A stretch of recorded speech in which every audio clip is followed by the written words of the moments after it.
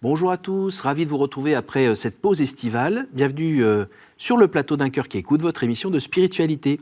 Aujourd'hui, nous avons la chance de recevoir Robert Scheib. Bonjour Robert. Bonjour. Alors vous êtes d'origine libanaise, mais vous vivez depuis à peu près vos 18 ans en Italie. Vous êtes marié, père de 3 enfants, vous êtes aussi docteur en théologie fondamentale et vous enseignez à l'université pontificale de la Grégorienne à Rome. Exactement. Cette année, vous avez écrit un livre intitulé « Au-delà de la mort de Dieu, la foi à l'épreuve du doute », publié aux éditions Salvator. Alors vous allez nous raconter dans un instant votre chemin de foi, juste après nous avoir lu un extrait de texte de votre choix. Ce qui le heurtait dans le Christ, c'était la prétention d'unir le divin et l'humain, de maintenir un équilibre qu'il est plus facile de contourner par des choix radicaux et partiaux, soit le divin, soit l'humain, qui ne vont pas jusqu'à la racine de la conjonction entre ces deux dimensions. Mais dans les sables mouvants de ces inquiétudes, de ces incertitudes, de ces colères, du néant, il y avait une icône du Christ bénissant. « Venez, les bénis de mon Père ». Face à ce visage, il ne pouvait que se souvenir de ses connaissances des visages religieux et constater le contraste entre Bouddha et Jésus. C'est un texte de qui ? C'est un texte d'Olivier Clément. Olivier Clément, plutôt C'est un théologien orthodoxe. converti, orthodoxe, et c'est pris de son autobiographie spirituelle. Pourquoi avoir choisi cet extrait ? Parce que je me trouve au moins en deux parties de cet extrait. La fascination de conjonction entre humain et divin, donc mon humanité et l'expérience spirituelle, et aussi parce que ma conversion chrétienne, c'est dû aux fascinations du yoga. Donc, c'est un peu plus proche. Alors, il faut que vous nous racontiez un petit peu, quand même. Vous êtes d'origine libanaise, donc le Liban, un endroit où il y a beaucoup de mélanges, un carrefour, comme on dit. Oui. Donc, vous-même, vous êtes, si on parle de la religion, avec un petit peu de maronite, un petit peu de musulmans. Oui. Alors, ma famille est chrétienne, mais elle n'était pas pratiquante. Donc, on est né dans une famille neutrale religieusement.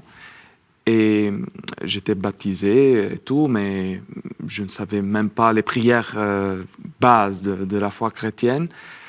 Et il y a de la partie de ma famille aussi un côté musulman de la part de papa, mais on peut parler de ça après, parce que le moment de la naissance du désir de la foi, d'une expérience religieuse, s'est passé un peu par hasard, si on peut parler d'hasard. C'est le nom que Dieu prend quand il veut travailler sans être reconnu rapidement. Okay.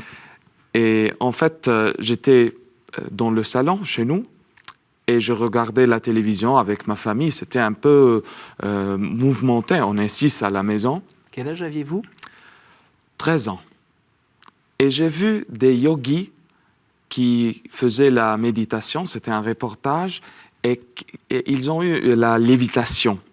Ah, j'ai dit, je veux faire ça. Et j'ai commencé ma recherche religieuse pour ce fait marginal, je crois même pour un bouddhiste ou pour un hindou. Et cette recherche m'a porté à connaître la méditation transcendantale.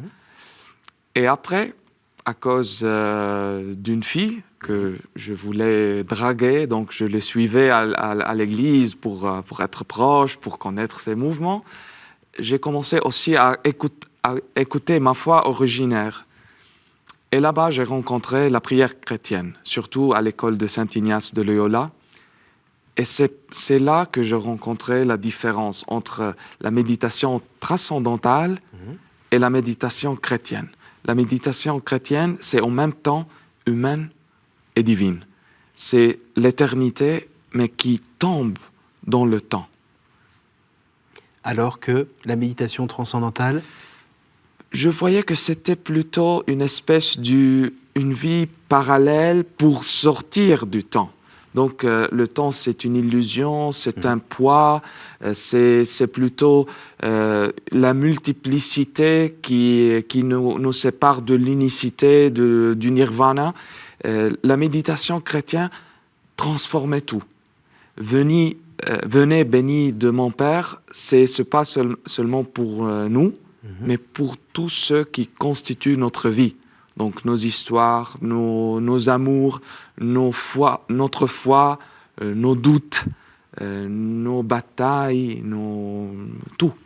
Et est-ce qu'il y avait aussi dans cette méditation transcendantale l'idée de se vider complètement, d'être complètement au calme, limite l'ataraxie des Grecs, alors que de l'autre côté, c'est faire venir, enfin en tout cas laisser Dieu grandir en nous? Il y a un petit peu de ça? Alors il y a la recherche de la paix. Oui. Ici, il y a la recherche de l'amour. Ici, il y a la recherche de se vider. Et là, il y a la recherche de rencontre. Et je me trouve dans le troisième point de petit passage de Clément. C'est mon paraphrase de ce que Clément dit dans son livre. C'est la rencontre avec le regard de Jésus-Christ. Et pour moi, la prière, c'était toujours le point de retour de ma navigation.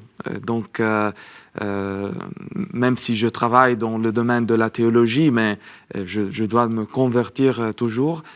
Et le point de conversion, donc de métanoïa, de retour à l'essentiel, de teshuva aussi en hébreu, c'est toujours le retour à la prière. Et c'est quoi la prière? C'est pas dire les prières, mais se laisser dire l'amour de Christ. Donc c'est le regard de Christ qui fonde l'essence de ma conversion. Cette histoire du regard du Christ, il y a un moment précis où vous l'avez ressenti sur vous? Alors, d'une manière particulière, c'était un jour où j'ai pris les exercices spirituels de Saint Ignace de Loyola et j'ai décidé de pratiquer la prière qui est présentée là-bas. Et je suis allé dans l'église 3 heures avant la messe, c'était pendant la semaine. Pour la précision, c'était pendant une petite guerre entre Liban et Israël. Donc, il n'y avait pas de l'école. J'avais seulement 15 ans là, alors. Donc, c'était après 2 années de rencontres avec les hommes qui volent. Et je suis resté là-bas en prière pour la première fois dans ma vie où j'ai perdu le sens du temps. Et après, j'ai eu un moment où le désir de savoir ce que Dieu veut de ma vie est devenu plus radical. Donc je peux dire, oui, c'était un moment, mais ce n'est pas le seul moment. C'est le premier d'une infinité de moments de rencontres et re-rencontres avec Jésus. Et ces re-rencontres, elles sont nécessaires parce que vous manquez de fidélité ou vous manquez de foi ou... Alors, les motivations peuvent être plusieurs. De foi, c'est la manque de fidélité, mais des autres fois, c'est Dieu qui est la nouveauté, toujours nouveau. Donc, il y a ces passages dans notre vie spirituelle et ça me porte à la mémoire le cycle d'Abraham dans le livre de Genèse. Donc, le cycle d'Abraham commence avec l'histoire d'Abraham qui n'a pas d'enfant et donc il attend la promesse de Dieu. Et il y a de petits passages dans cette expérience. Il veut s'accontenter avec le fils de l'esclave, etc. Et quand le fils arrive pour un film, ça doit finir. Mais non, il recommence. Et ce que c'est beau, c'est que le premier appel et le deuxième appel d'Abraham commencent par les mêmes paroles. Je ne sais pas dans les traductions, mais en hébreu, ce lek, leka, que veut dire 2 choses. Sors, mais entre aussi en toi. Va vers toi. C'est intéressant de voir que le Seigneur nous conduit vers lui, mais aussi vers nous-mêmes. Et ça fait partie d'ailleurs de ce que vous êtes en train de dire, me rappelle aussi une idée un peu force de ce que vous écrivez, c'est attention de ne pas se dire j'ai la foi, je suis tranquille, c'est bon, on peut continuer sa vie tranquillement. C'est vraiment dynamique. Oui. C'est cette rencontre renouvelée dans la prière, dans autre chose aussi? Oui, dans la prière, dans le raisonnement, je suis quelqu'un qui, avocat, le travail intellectuel pour avoir une foi et pas le fidéisme, et aussi le travail, la charité. Et on trouve ça dans le commandement de l'amour. Aimer Dieu avec tout ton cœur, tout ton intellect et tout est dynamis, toute puissance, force en français. Et je voudrais dire deux choses. Quand vous parliez, je me suis souvenu d'une phrase de Sainte Edith Stein qui dit on n'arrive jamais à posséder Dieu jusqu'à ne pas le chercher. Et un philosophe chrétien, plus chrétien que philosophe, pour dire que l'essentiel pour lui c'était être chrétien, Maurice Blondel, il dit où on s'arrête, Dieu n'est pas là. Où on marche, Dieu est là. Alors, dans votre marche, donc 13, 14 ans, 15 ans après, Oui. évidemment, vous continuez, vous allez rencontrer quelques difficultés quand même à vous engager dans cette voie? Oui. Alors, un peu avant le début de l'expérience de prière, mon questionnement religieux a eu un carrefour. Oui. C'était entre la foi chrétienne où je suis né mais pas mûri, et la partie musulmane de ma famille. En fait, j'avais aussi reçu comme cadeau le Coran, et donc je me suis trouvé avec deux visages différents de Dieu. Il y a deux points de rencontre, Oui. mais ce sont deux visages Oui. différents. Et donc, c'était pour moi un peu une espèce de crise d'identité, de trouver dans moi-même deux visages héréditaires de Dieu. Et alors, vous avez l'air très seul dans votre recherche. Il n'y a pas vos parents ou des oncles ou des amis qui sont là avec vous? alors, au début, ma famille était indifférente religieusement.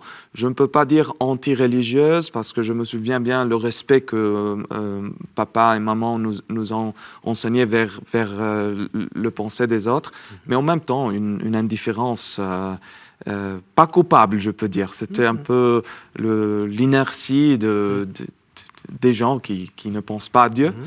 Et donc, je n'avais pas personne Avec qui en parler? avec qui parler. Et donc, c'était un peu une quête personnelle. Et j'ai commencé un peu en regardant les enseignements fondamentaux.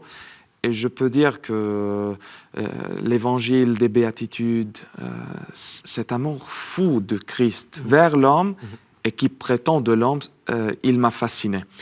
Mais après, j'ai dû faire aussi le travail historique, de recherche, de intellectus fidei, si on peut utiliser des terminologies que je ne savais pas alors, de penser sa foi.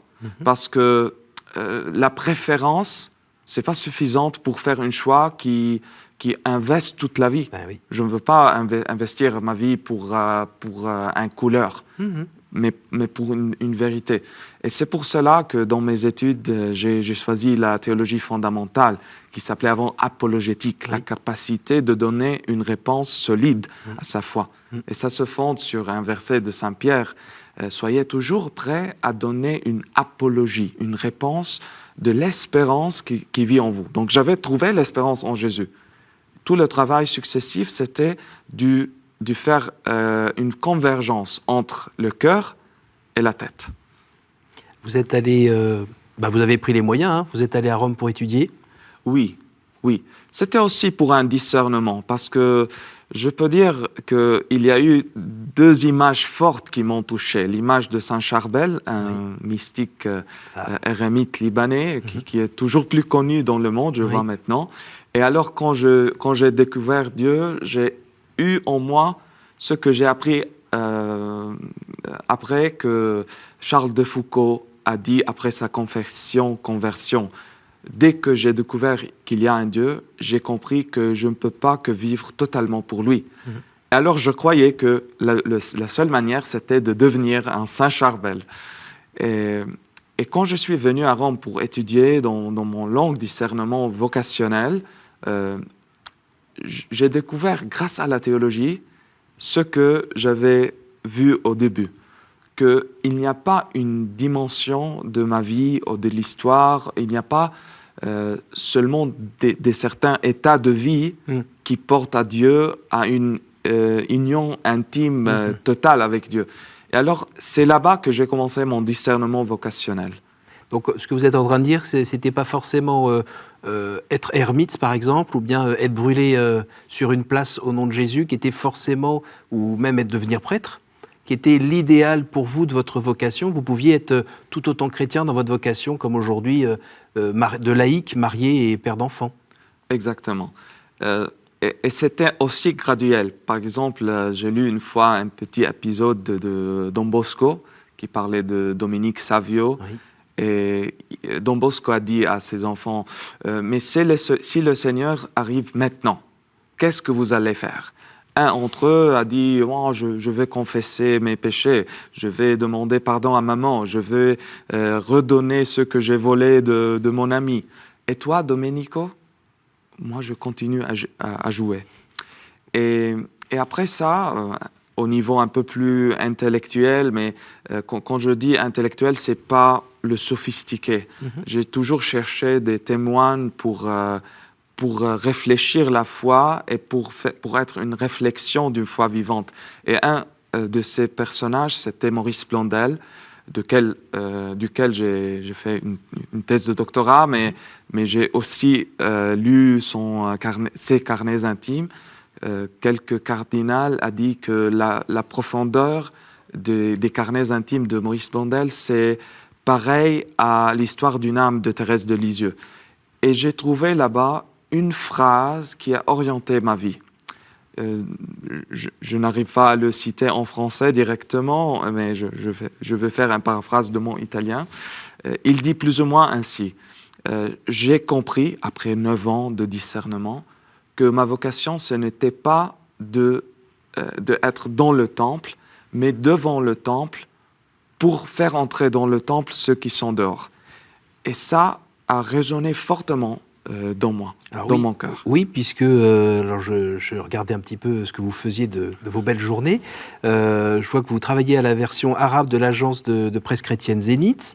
Sur YouTube, vous avez créé une chaîne théologique pour les nuls qui s'appelle Riposta al Volo. Pardon, je ne suis pas bon en italien. Aussi un compte Facebook, un site de vulgarisation théologique qui s'appelle theologia.com avec un H. Vous êtes à fond? Oui. Et ça... C'est pas juste l'enseignement, c'est aussi la présence sur ce nouveau continent où les gens attendent, c'est le nouveau parvis?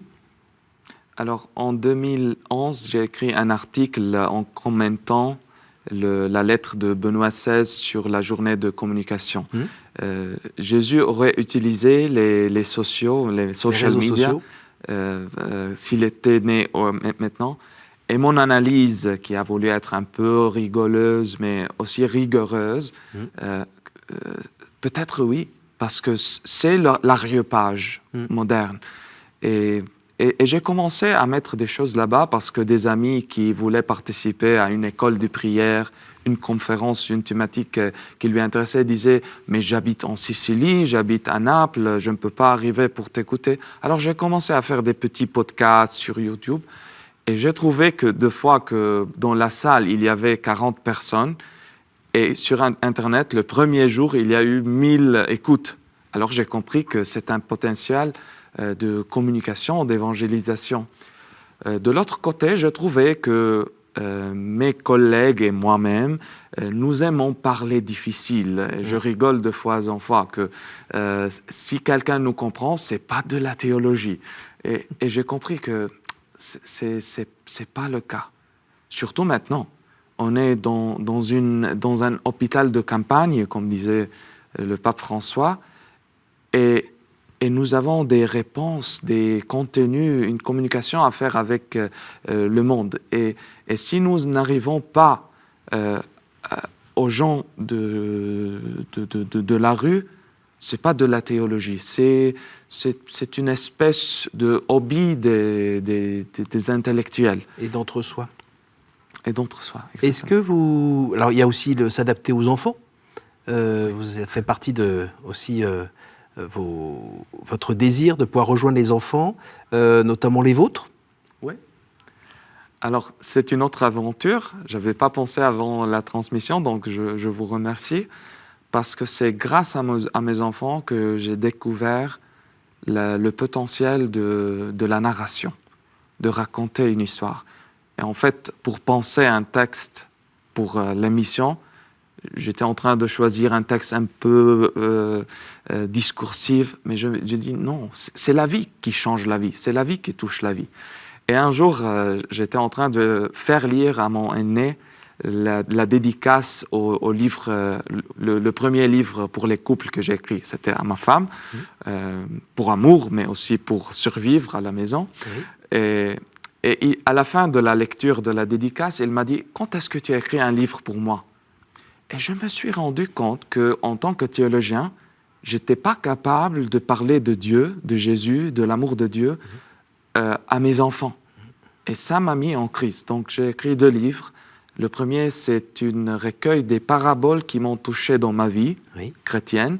Et après, une interprétation pour ceux qui vont lire les paraboles en tant qu'adultes. Et l'autre livre, c'est « Éduquer les enfants à la foi ». En italien, c'est en fait « Éduquer ses propres enfants », i figli. Parce que c'est une des plus grandes douleurs que je vois après les conférences. Les gens viennent parler avec moi et je vois 2 douleurs grandes. Un amour pas partagé dans la vie de couple et des enfants qui laissent la foi. Alors ce qui est bien, c'est que dans ce que vous dites pour l'éducation des enfants, la transmission, il ne faut pas attendre qu'il y ait la crise avant de commencer à semer. Ouais. Et puis ce n'est pas simplement semer en parlant, c'est essayer de vivre dans son quotidien, soi-même en tant que parent, avec les principes chrétiens. C'est comme vous avez lu le livre. Ouais, finalement, je lis un peu l'italien. Ah, voilà. J'ai encore une question, parce qu'on s'approche déjà de la fin de l'émission. On vous voit là avec un large sourire, un beau regard, et dans ce que vous nous racontez, on a l'impression d'avoir une success story. Est-ce que tout s'est toujours passé aussi bien et calmement sans crise? Est-ce qu'aujourd'hui, vous touchez plus le sol, finalement, comme vous le disiez tout à l'heure? Vous êtes en lévitation avec déjà la tête dans le ciel? Non, je suis quelqu'un, je peux le dire avec les mots d'un théologien qui l'a dit bien. Je suis un athée que chaque jour s'efforce de croire. Pas pour dire quelque chose de bizarre, mais pour dire que je suis en cheminement. Et c'est bizarre parce qu'en même temps, je